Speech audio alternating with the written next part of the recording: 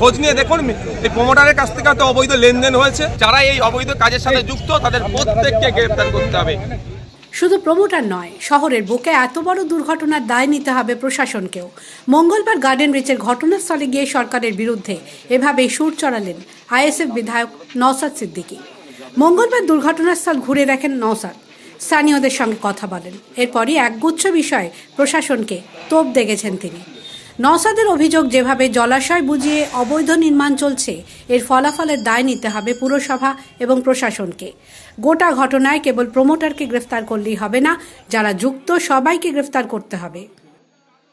এভাবে পুকুরগুলোকে বুঝিয়ে, জলাশয়গুলোকে বুঝিয়ে অবৈধ নির্মাণ করছে, এর সম্পূর্ণ দায়ভার কেএমসি তথা প্রশাসন সরকারকে নিতে হবে।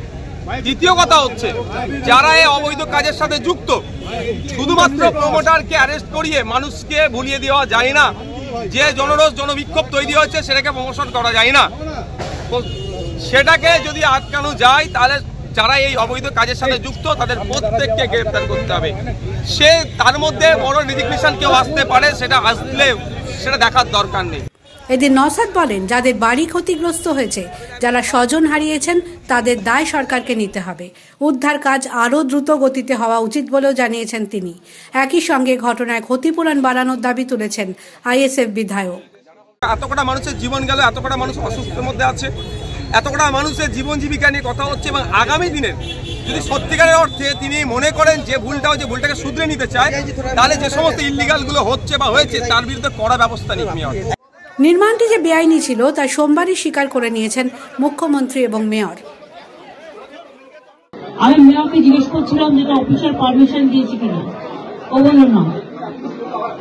এগুলো সমস্তই বেআইনি, কিছু কিছু হয়। ইল্লিগাল যে কাজগুলো কেউ যদি করে থাকে তার বিরুদ্ধে অফিসিয়াল অ্যাকশন নেওয়ার জন্য আমি প্রশাসনের কাছে অনুরোধ করব। পুকুর বুঝিয়ে 4 ফুটের রাস্তায় কিভাবে বহুতল নির্মাণ হচ্ছিল তা নিয়ে প্রশ্ন উঠেছে। প্রশাসন, পুরসভার নাকের ডগায় এই বেআইনি কাজ কিভাবে হলো তার কোনো সদুত্তর মেলেনি। গার্ডেন রিচে বেআইনি নির্মীয়মান বহুতল ভেঙে পড়ার ঘটনায় প্রমোটারের বিরুদ্ধে খুনের চেষ্টা সহ একাধিক ধারায় মামলা দায়ের করেছে কলকাতা পুলিশ। মোহাম্মদ ওয়াসিম নামে ওই প্রমোটারকে সোমবারই গ্রেফতার করেছে পুলিশ। জেরায় তিনি স্বীকারও করেছেন 5 তলার উপরে গাঁথনি করতে গিয়েই দুর্ঘটনা ঘটেছে। The wall bureau.